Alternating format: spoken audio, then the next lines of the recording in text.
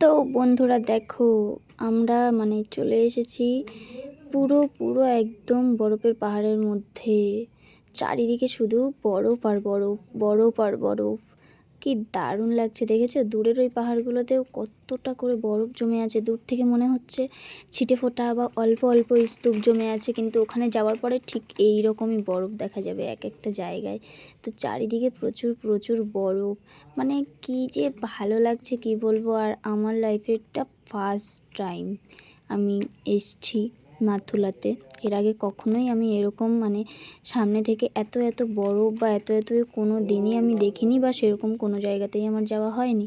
তো দারুণ লাগছিল, দারুণ। তো এখানে দেখো কিছু কিছু শর্ট ভিডিওর ক্লিপ নেওয়া হচ্ছিল ছোট ছোট করে।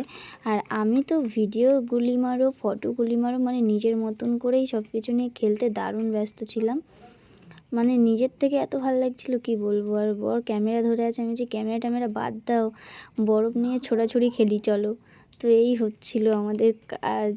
আর কি দারুণ লাগছে, হাত তো চিরফার হয়ে যাচ্ছে, একদম লাল লাল হয়ে গেছে। আর এক ফোঁটাও যেন মনে হচ্ছে না যে বরফ মুঠো করে তুলি, এরকম লাগছে হাতে। কিন্তু তারপরে গিয়েও মনে হচ্ছে যে এই তো এক্ষুনি বেরিয়ে যেতে হবে, এক্ষুনি বেরিয়ে যেতে হবে। কারণ কি, আমরা এতটা দূর ঘুরেছি পার্সোনাল গাড়িতে করেই, আমাদের পার্সোনাল কারে করে দুজন ঘুরেছি। অনেকে আসে না, টিম নিয়ে আসে, বা ফ্যামিলি অনেক বড় বড় গাড়িতে করে আসে, যেগুলো 12 সিটের গাড়ি হয়।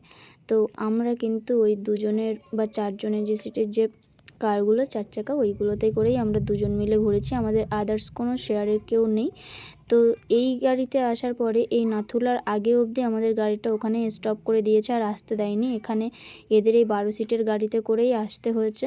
তো তার কারণে আমরা তো আর দুজন নই, আরও অনেকে আছে। তো কেউ কেউ অসুস্থ হয়ে পড়ছে, বা কেউ অনেকবার এসছে, তার কারণে তাদের বেশি এক্সাইটমেন্ট নেই, বা বেশিক্ষণ বরফে থাকবে না, চলে যাবে। তো অলরেডি গাড়ির কাছে অনেকেই চলে গেছে। তো আমাদেরও সেই জন্যে তাড়াহুড়ো দিচ্ছে। তো যাই হোক, আমাদেরও এবার আস্তে আস্তে চলে যেতে হবে। তো একটাই কথা বলবো, যে জীবনে যতই মন খারাপ থাকুক, এর আগেও বলেছি, এই রকম জায়গাগুলোতে আসলে না, সত্যি বলছি, ডিপ্রেশন কী জিনিস সেটা হয়তো ভুলে যেতে হবে ক্ষণিকের জন্য হলেও। এত সুন্দর, এত সুন্দর, প্রাকৃতিক দৃশ্য দেখলেই যেন মন কেড়ে নেয়। কোনো রকম কোনো চিন্তা ভাবনা নেই। তো দেখো, এখানে আমার বরমশাই, একজন কাপল, তারা রিকোয়েস্ট করলো যে আমাদেরকে একটু ফটো তুলে দাও। যেহেতু দুজন দুজনের ফটো তুলতে গেলে আর এক্সট্রা যদি কেউ না থাকে, এই ফটো তোলা বিষয়গুলোতে একটু অন্য কারো হেল্প নিতে হয়। তো যাই হোক, আমরাও নিয়েছিলাম। তো আমাদেরকেও কয়েকটা ফটো তুলে দিয়েছিল। আর আমার বর যেহেতু পার্সোনালি ক্যামেরাম্যান, কেউ যদি ফটো আমাদের নাও তুলে দিত, তাও মনে হয় কেউ ওকে যদি রিকোয়েস্ট করে যে ফটো তুলে দিতে, ওর একটা কেন 100টা বললেও 100টা তুলে দেবে। ওর নিজে নিজে আরও বলে দিচ্ছে, এইভাবে না ওইভাবে, ওইভাবে না ওইভাবে। এখানে এসে ওর ক্যামেরাম্যানগিরি শুরু করে দিয়েছে। যাই হোক, ঢেঁকি স্বর্গে গেলেও ধান ভাঙে, যে যার কাজ যে যা করছে ওর মতো। আর আমি আমার মতো বকে যাচ্ছি বকে যাচ্ছি, আর এদিকে বরফ নিয়ে পাগল হয়ে যাচ্ছি।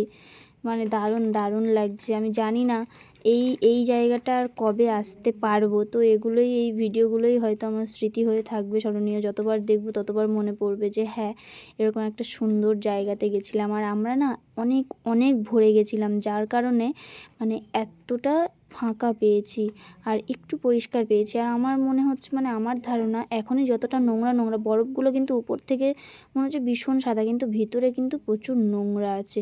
আমি বরকে বারবার বলে গেছিলাম, যেহেতু বরফ খেতে ভালোবাসি, যে আমি কিন্তু বরফের ওখানে গিয়ে ফ্রেশ বরফ খাবো। তো আমার বর বলছে খাবে নাকি, কিন্তু এই রকম বরফ থেকে খাওয়া তো দূরের কথা, এগুলো চটকানোই ঠিক আছে।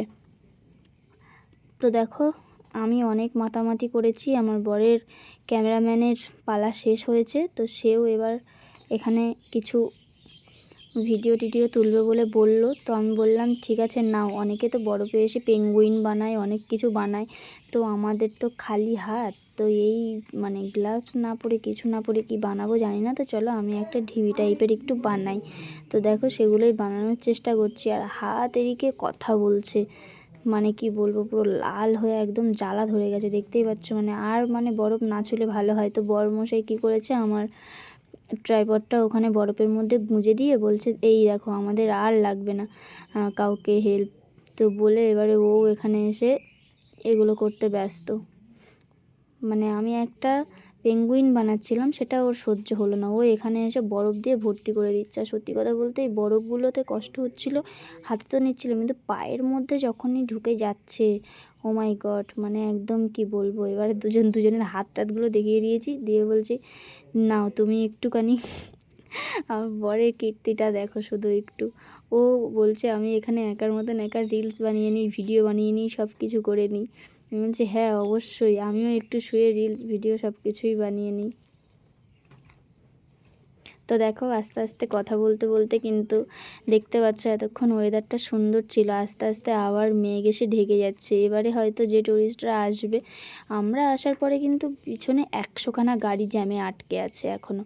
মানে এখানে তো সরু রাস্তা, তো যতটা গাড়ি এখান থেকে পাস হবে ঠিক ততটাই আবার আসবে, এরকম একটা ব্যাপার। বেশি ভিড় এখানে করতে দিচ্ছে না, তো তার কারণে দেখছো আস্তে আস্তে পিছনটা কিন্তু এতক্ষণ আগে কতটা ক্লিয়ার দেখা যাচ্ছিল, আর এখন পুরো একদম কুয়াশায় পুরো ঢেকে যাচ্ছে। এবারে যারা ফটো তুলবে তাদের একটু প্রবলেম হবে।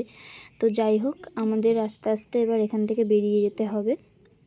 তো চলো টাটা। তোমাদের এই বরফের মানে পাহাড় কেমন লাগলো অবশ্যই কমেন্ট করে জানিও। দেখা হচ্ছে নেক্সট ব্লগে। এর পরেও কিন্তু এখনও অনেক জায়গায় আমরা ঘুরতে যাব, তো দেখতে থাকো নেক্সট পর্বটা।